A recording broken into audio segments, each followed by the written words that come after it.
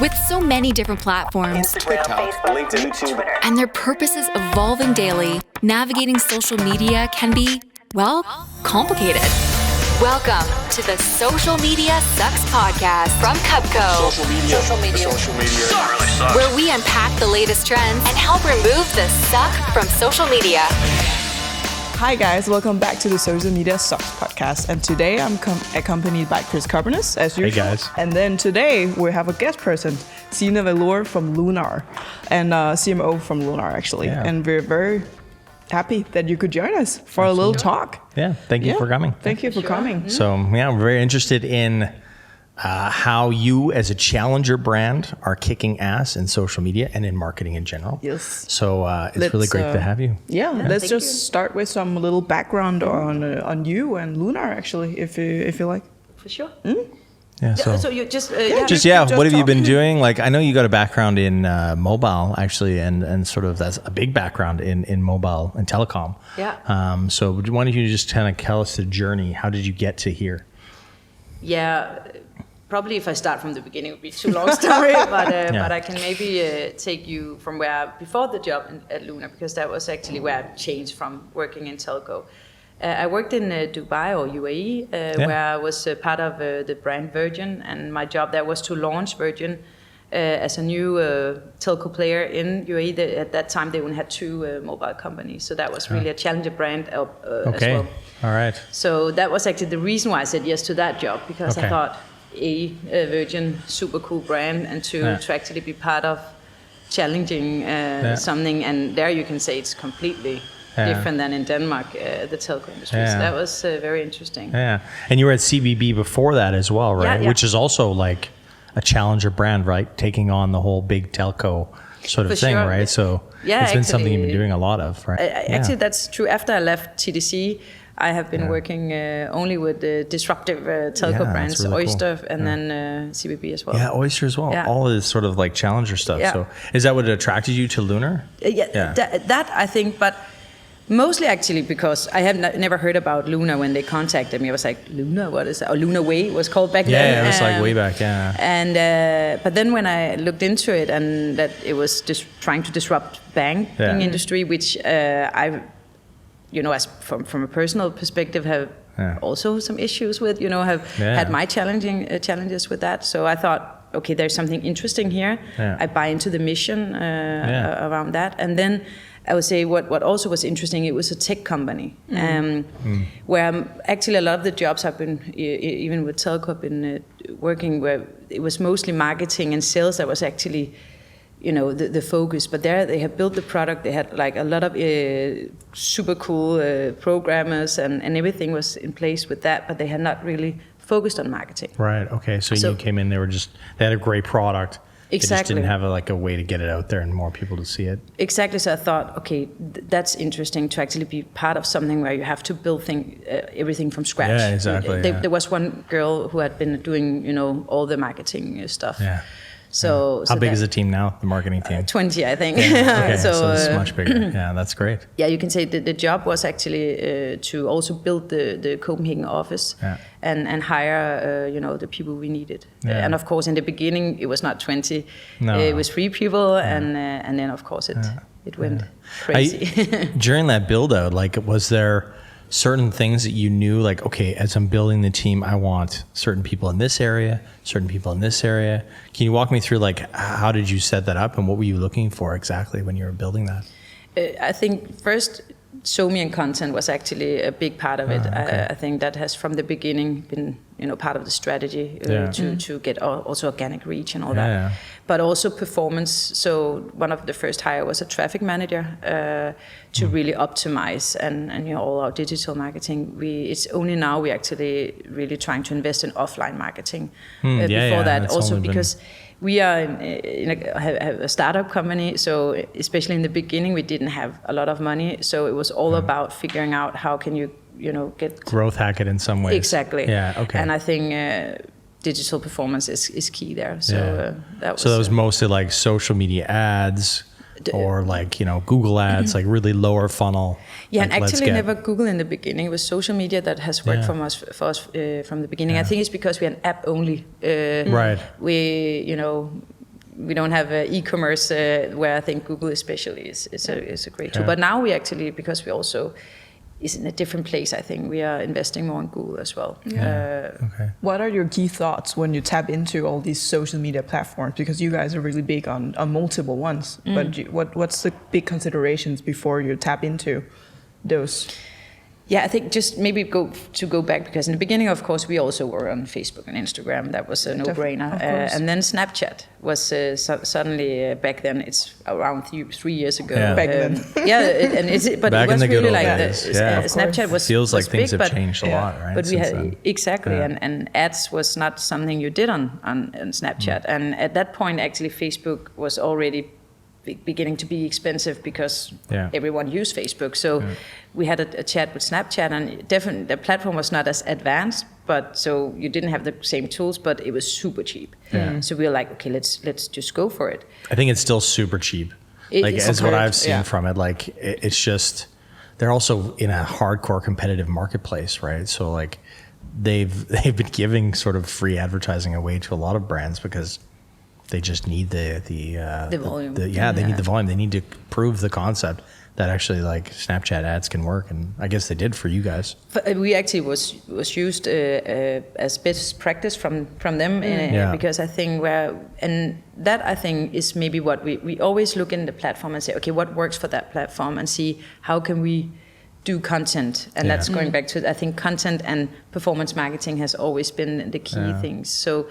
What kind of content where will you interact with? Will you engage with? And so we did those native ads where it was just one of the content the girl who was responsible for SoMe who did it. The funny part was we didn't really have everything in control. So suddenly she was like, how many people have seen this? Because I feel like everyone is stopping me. And then he went in and checking. I was like, oh, okay, that's like a lot of million views we have had about the same people. It's like, you're famous now. Yeah. So, welcome. Okay, in-house influencer. Let's see how we could optimize that. But that was also because I think the platform was so new, so it was difficult to do the same retargeting, but they're much better now. I definitely think how you guys have approached it is how I would say is maybe best practice in some ways, because like you've done it starting with content. You've started like, okay, let's build something that people will be interested in. We're not building ads necessarily, that can come, but we're going to start with something that's like entertaining, interesting, trying to move people towards, doing banking in this way. And I think that's really would you say that's like a good piece of advice for all brands or just challenger brands? Or is it like something? No. Yeah, I think all brands, you have to look at the platform to begin with, because the thing with ads is that we are all getting blind when we recognize it's an advertising. Then we're like, okay, I don't see it. But if it's something where you somehow like, and that can even be on TV commercial, if it's something where you really, okay, what's that? It's interesting, or then you actually listen to it. And I think for example, when you're on Snapchat, if you suddenly see something that is not a person talking like you are normally used to, that's a native, then I don't think people see it the same way. So either you decide not to be on those channels, or otherwise I think it's a waste of money to just put in content not made for that specific channel. It's a very good point. I think that's like something that we espouse, at least here, is that people, when they can smell advertising, they kind of like scroll faster, right? So you have to create content. You have to create something that people want to see. And I think, how is that translated now into, as you guys go more sort of above the line with TV ads now? How has that informed, like your previous experience with social, how has that informed your guys' TV strategy? And it's actually fun because when I did TV commercials for telco, completely different strategy than here, because we wanted to do TV commercial to create more awareness. Yeah. So it was very important for us not to make a tactical ad, because that is what we are amazing at doing in especially the digital. And going back to, it becomes super expensive if you do something where people don't react to it. Yeah. So for us, it's a little bit of a bet, but we really believe that, talking more to the emotional part was a better strategy, and is something we can't do in the same way especially when you're doing tactical ads. So for us, to do that, we needed to do something completely different than we have seen before. Yeah. So again, really, you need to do something that is entertaining. For those of you listening at home who haven't seen it, please go check out the latest Lunar ad. What would you call it exactly? It's like the affair ad, or like what's the name internally that you guys use for the campaign? Bangage à trois. In French? No, it'd be ménage à trois. Yeah, but then we call it bank. Bangage. Now I get you. Okay, yeah. See, so like I'm internally we call it bangage à trois. Okay, so like threesome with your bank. Yeah, exactly. So if you guys are really into finance, everybody's into finance. Everyone's into finance now. Like everyone's trading stocks, but so go check it out. It's quite I think it's a great ad campaign, and I think it touches on the fact that you don't have to leave your existing bank, which I think is a lot of people's. So you're addressing a pain in the marketplace with switching banks, which everyone has, and you're doing it in a fun way, and you're highlighting that it's actually can be exciting in some ways to actually try out a new bank. No, but actually the funny part is if you look to other markets, other countries, it's normal to have several banks. You are not married to one bank, because one bank is really good in real estate, but another bank is really good in maybe consumer loans. It's not always the one size fit all. Somehow in Denmark, only 20% have more than one bank. And I think it's a cultural thing. Like we have been told so many times that you can only have one bank, and they also try to keep you like, if you leave us and you don't have your NEM account with us, you will not get all the great deals. We will give you fees and stuff like that. And that's what we are trying also to, avoid. Going back to the disruptive, because why is it that it needs to be like that? Why do you? What is it with that NEM account that makes it for you? I'm a really good customer. I have a bank where I have my real estate. And because I don't have my NEM account, I pay a negative interest rate from the 0 krona I have with them, and I don't do that with Lunar. No, of course not. And I think that's, those things are. Would you say though? So far, you guys have targeted younger people, almost pre-bank. Yeah. Right. Almost like their first. Well, maybe not their first, but they're like, sort of like second bank.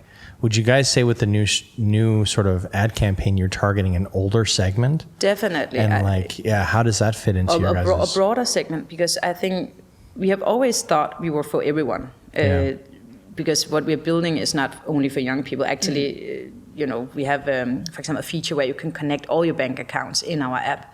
So you have a overview of all your economy, and you can actually transfer money directly from the app. I think that is something everyone is looking for, a place where you actually have an overview of your economy. More freedom. It doesn't really only fit the young people and so on.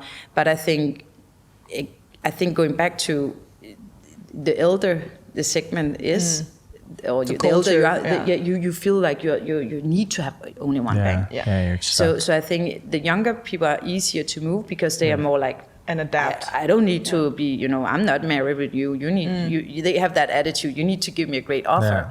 Where I think it's a little bit more difficult with the elder segment. But then I think a lot of things are happening, especially in Denmark now, where you have to pay negative interest rate. So I also think elder segment starts to, maybe I should have extra accounts because I could actually save money. Start really have that mentality. I think you guys are in a good spot. I think like it's well timed in some ways, and I'm sure you guys have talked about this, but it is coming at a great time. And I think that you're highlighting issues in the banking space that have kind of just popped up as well with the negative interest stuff and things like that.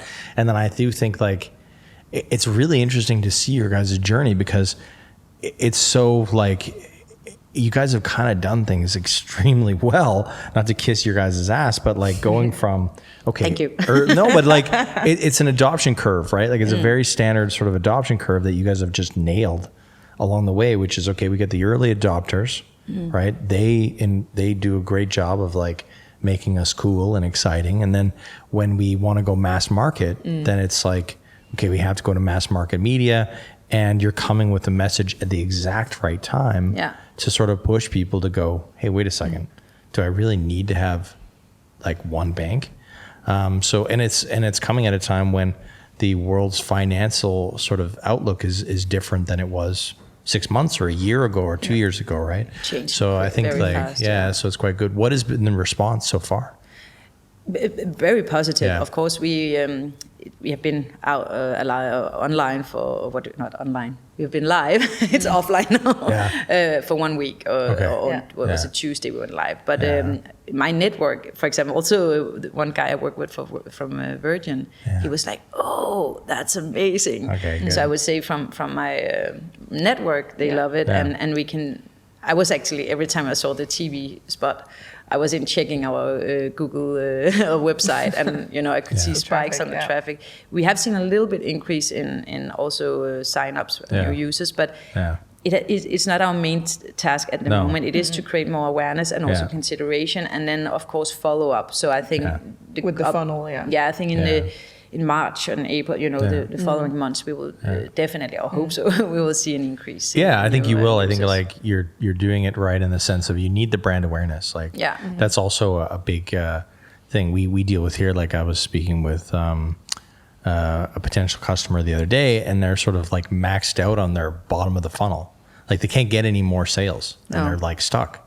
And it's like, well, because you guys haven't invested in the top of the funnel. Like that's literally why you have a funnel, is because you have to warm these people up. Exactly. And you've only focused on this segment that was ready to buy, and the other group isn't ready to buy yet because you haven't spent money up here. So I think it's a nice flow. And actually one thing I can see is our business users, I actually see an increase there. And I think because business user, if you have a pain as a consumer, business consumers have, much more pain. It's very expensive and hugely it's almost impossible for some to even have an account. Yeah. So there we really solve a problem, and I can actually see us going out and doing this communication towards B2B. So I think for business users, okay, what is this new bank? Okay, I check it out, and they have an account, it's cheaper, and I don't need to, I can actually have an account. They don't ask me for what is your strategy as a hairdresser in the next 10 years. Like, it's so I'm funny. gonna cut hair.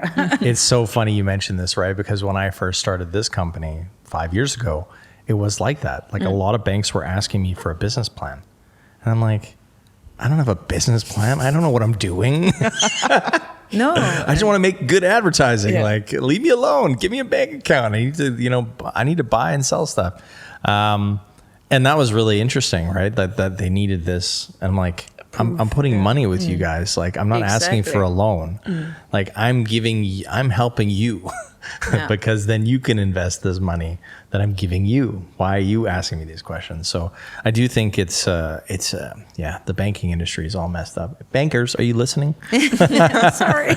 Sorry, we're shitting on you. No, but it's true. I think actually Ken, who is the CEO of the company, the reason why he, to begin with, wanted to start a Lunar way back then was because he had so many issues with the banking industry as a self-employed or entrepreneur. So that's why we are here, and that's also why it has always been part of the plan to have a business product that solved that issue. If you could give big banks a tip on how they should market themselves, not that you want to help them, but if you could say because I mean, obviously, this is full of good insights for them because they're they need to do something about their own marketing. I mean, you could see that the current banking industry is very old school in their approach to banking communications and marketing. Do you think that they can actually speak similar to how you guys speak, or do you think that's completely off brand and they could never get to that zone, or what's your thoughts there? I think going back to when I started at Lunar, why I thought it was so interesting working with marketing was because the product was cool. We had the basic in place. The worst part as a marketeer is if you have to communicate something that is not trustworthy.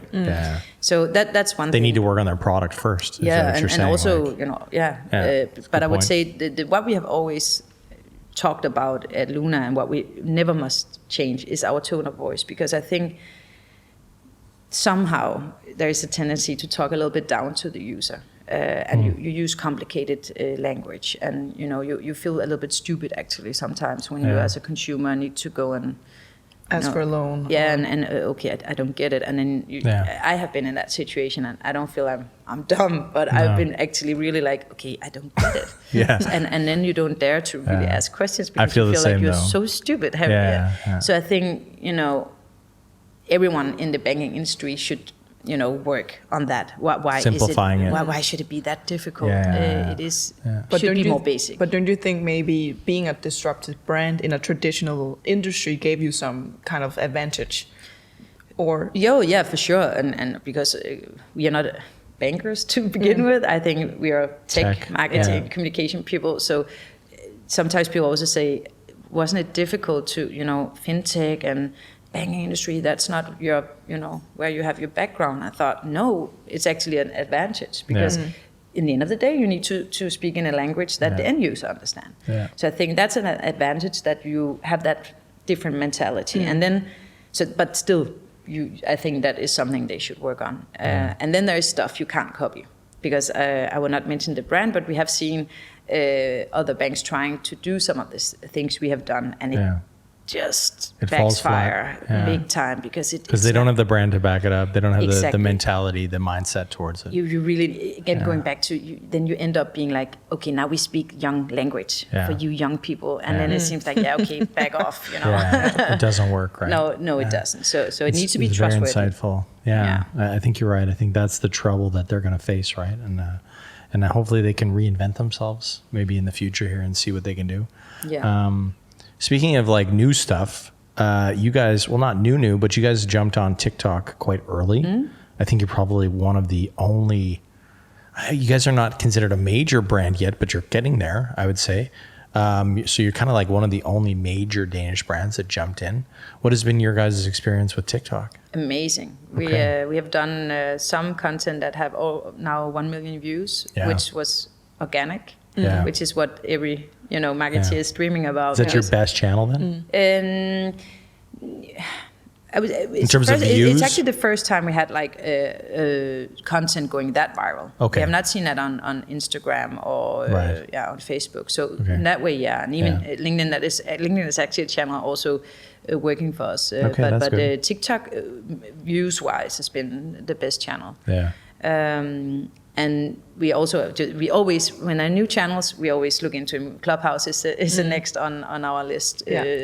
So I think, but what has worked for us is instead of us trying to pull something or push something into a channel, we look at it and say, okay, what is working here? What is the content that people find engaging? And we try to do that. Adapt to the platform. Hiring content creators that use the platform, you know, that's key as well. I think instead of me, even though I feel like I'm still young, I'm also elder when it comes to that. There are young talents who really gets the channels. Give them the ball. Let them run with it. And empower them to do. Don't give them too many restrictions because and you can't do that. You can't do that. It's a good lesson. I think it's a massive lesson that most brands haven't really figured out yet because. They have like, okay, it's got to be our corporate message and it's got to be our brand is in there somewhere and this and then they stack up these things and then they don't actually empower people. They actually stifle them and the creativity goes away, right? And then they're second guessing like actually doing it and then they just don't do it, right? And then they're afraid, I think. And of course, there are stuff where if you talk about our product, we need to be aware of it's a younger segment. So there are stuff you can't talk about because for example, we can't on organic we can't target if it's older than 15. So there it needs to be more generic, fun content that even a young person just can engage with. And then when it's of course ads where we can target people, we can communicate more on a product side. So in that way, yes, but then still, and then it's up to you. What is fun? What do you think is engaging? Also. When you want to be engaged around economy, and I think what has been always, you can say, key in everything we do is we want to do economy more down to earth, transparent, and also something you want to talk about. We have actually had influencers talking about how embarrassed they were around talking about economy, and suddenly we just had like a lot of people. I also feel it's so embarrassing to tell people I'm actually having debt and I'm a little bit troubled about my economy. So we really try to use that insight to say it's okay to you're not alone. And to in that way engage with people around it. I think you're tapping into what we call like the also me generation. Like the also me generation in my mind is like, you know, that sort of meme of like, I'm on a diet, also me eating a cheeseburger, like that we have these sort of not contrasts. These contrasts or these duplicities in our world. Like, yes, I want to be great at finance, but yes, I suck at it. Like there's all these sort of things. And I think the Gen Z, at least as I see it, is very much about kind of opening up a bit more and sort of like saying, hey, like I'm not a perfect person and I'm working on myself. I'm going to screw up. Right. So it's also towards them. That one sort of viral hit that you had on TikTok, is there some sort of secret sauce that you can share with our listeners that might help them? I think it was fun. People, you know, and you have to remember when you're on your own platforms, why are you there? You are not there to be bored. You're there to be entertained. So I think that, again, trying to make something that is a little bit fun. And maybe when you look at it and you get nervous. Be too much. But just, you know. Be bold. Remember people are there to be entertained and how do you do that? Do you have any tips? I think it will be interesting to hear both of you, like if your take on so-me tips for disruptive brands actually in traditional industry. I mean, not only banking, but just in general, if you are a challenging brand, do you have any tips to share with those brands?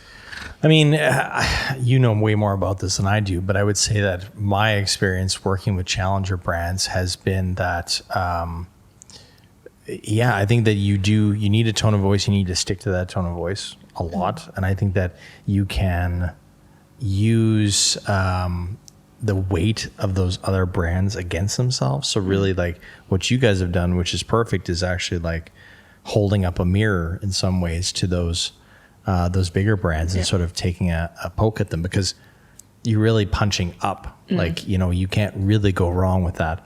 If say, for example, a big bank wanted to sort of take a piss on you guys, it wouldn't work well because it would look like a big bank is just, you know, making fun of a little bank, and that just doesn't work. It's bullying, right? So I think like you can do a lot as a challenger brand to punch up, but you should think of it as like enemy marketing. Like you are marketing against an enemy, right? So you have to position them as an enemy. I think of like, you know, Bodrum, the coffee filters. When Nespresso came out, Bodrum had to make a stand. They had to be like, okay, we have to fight against these guys that are making pretty nice coffee machines with pretty easy capsules. So they had to look at the brand and say, okay, where can we fight them? We can fight them on this is not eco-friendly at all, like throwing out these thousands of capsules every year. So they had to fight. So they had to like say, okay, we're going to take a challenger stance on this. And then they did that in their ads. They literally put like, you know, showing the mountain of capsules, garbage that comes from creating this coffee versus what comes from this coffee. And I think that's the only thing that you can do as a challenger brand is sort of think of that as an enemy. And then, okay, how do we campaign against that enemy? I would say the only, because we have actually been a little bit, we don't want to point fingers too much, because we are still in the same, you know, infrastructure. And there are stuff where we will also have fees and stuff like that. And, you know, we will be transparent about it, and it's not like we also need to earn money, of course, but hopefully still cheaper. So for us, it's more about, you know, for example, the new commercial that we could have chosen a communication where we pointed fingers, saying, you know, maybe had a washing machine or something like that. But we didn't want to do that either, because we rather want to focus more on building your brand. And also, as we said, like, we don't mind being in a threesome. We invite them in. You know, we're not saying they are not allowed. That's where we maybe point. But you didn't use an attractive guy. No, because let's be clear about that. Like, but we are still. Still a challenger brand. Still invited. But of course we have to position ourselves as the one we are. But so I think definitely if that example you just gave makes sense. But I think in our case we are also very concerned about how much do we actually want to point fingers, because we rather want the talk to be around what are we offering instead, because we are different and we are not completely the same. You know, we actually try to do something completely different, rethink banking. So because we discussed that many times, we could, you know, focus on all the hidden fees, and of course some of our products, it makes sense to really try to inform you around, did you actually know you pay all these fees when you travel? No, you didn't. Go and check it out, because and try to educate you on that. But we really believe it's also about saying, but then now we told you that, but we also want to show you all these other stuff that you are able to do with us. Yeah, that's a good insight. I mean, like, there is a fine line between being like a bully yourself or being, you know, like you guys have done it, which is doing enemy marketing, but it's also like in a more aspirational way, not necessarily like putting others down, but just holding sort of a mirror up, like I said before, to this sort of like, hey, have you guys seen how this is actually operating? Yeah, exactly. So that's cool. Yeah, believe in your brand. And that's actually one of the, I think, most difficult things when you are a challenger brand, or how do you educate people, because that's expensive actually. Even on Invest, we are trying now to, you know, teach women to, you know, because that's a group that are not investing that much, but it's really, I think it's growing big time. It is, but it's also doing that, and you know, educate people around that, and also with the fee structure and actually how everything works around banking. That's where social media is really great tool, because, you know, there you can do it organically, and if you create great content that is where you as a user find it educational, then you will share it.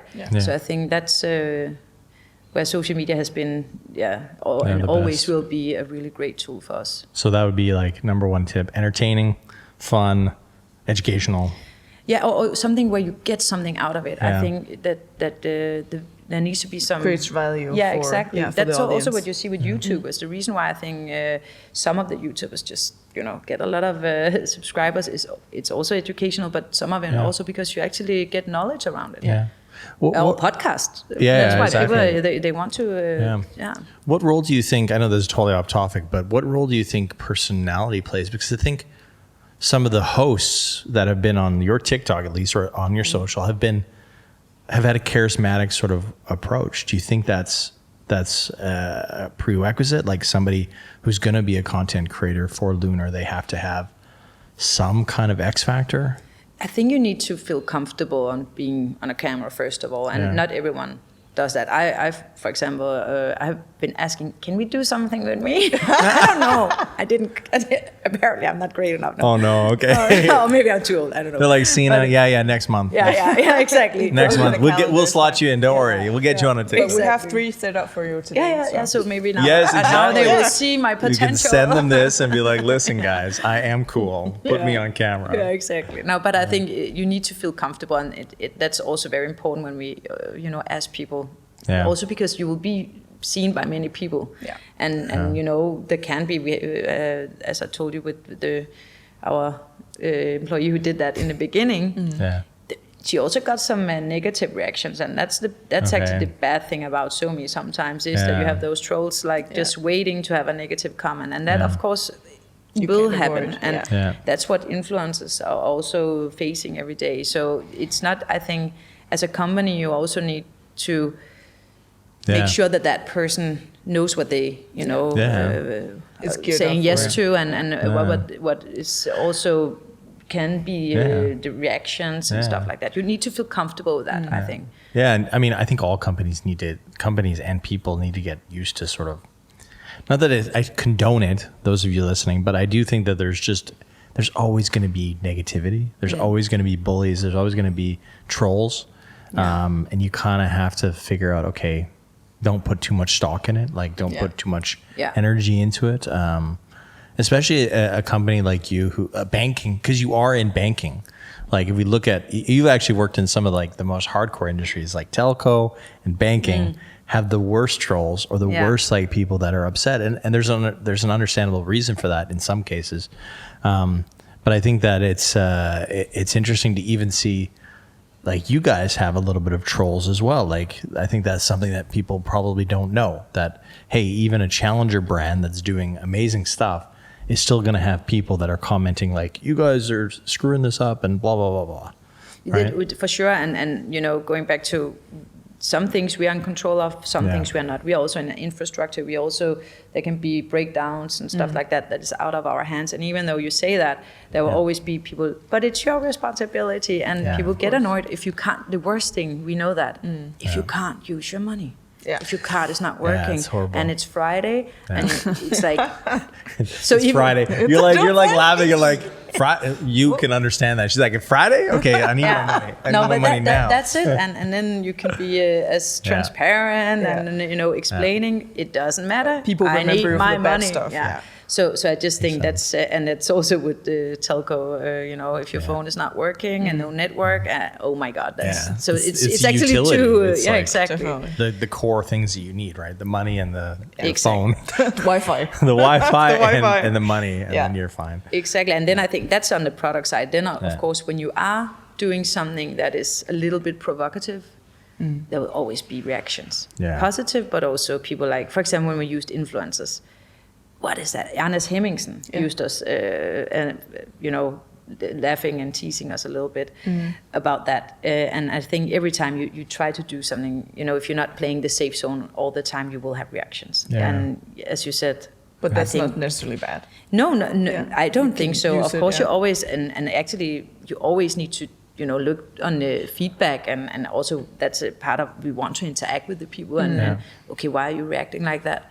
And then sometimes, okay, we also take that feedback and discuss, should we change stuff? Are we maybe doing a little bit too much here? And so it's valuable insights, all these reactions. So instead of seeing it as something negative, like, okay. Yeah, you can use the community. You can use the community listening to like find out, okay, maybe we need to make content in this area. We need to like make some new product areas in this way. Like, so I think it's a good thing. It's at least something that we see at the agency is like, when we do community management for brands, they love it. Yeah. Because then they're getting all this insight that we combine together and say, hey, listen, you guys should make content here because this is what people are concerned about. And then you can address it in a different and unique way. And that's really been massive for most of the brands that we do community management for. Because it creates value. It does. Yeah, absolutely. And I think it creates value in a place where you didn't think value would exist, like, you know, in some ways. So it's quite cool. Yeah. Great. We're moving towards the end, but I want to ask like one last question for you guys. It's for you mostly. Like, what's the number one learning you have had with your marketing strategy so far? One key takeaway. So the long pause will be cut. That is difficult to say one. No, I think... you can say two. I think two, maybe. First of all, I think what we talked about, dare to test stuff. You know, TikTok is like, we can't really look at other people doing it and then, okay, we do the same. Clubhouse now, we are like, whoa, how? And you know, but you know, sometimes if you want to be first mover and do something and also get the advantage of being on that channel as one of the first, as Snapchat, I said, it was, you know, best investment ever for us. Then you need to take that chances. Yeah. And if you are locked into a marketing strategy, or like we have this yearly plan, then it's impossible. But then I think the other thing we also learned is that we need to also maybe look a little bit longer. We were so much in the lower funnel that, and that's, I think, fine, especially in the beginning. Also, if you don't have that much money, it is about, as you were saying, getting the first movers. See, you know, get that organic growth, referral, and all that. But then at one point, you also need to invest in brand building. Yeah, because otherwise, as you were saying, you need more people in the funnel. And where we are now, we have to look a little bit longer, or like have a strategy. You can see that you're doing that though. You're walking the talk there, so that's good.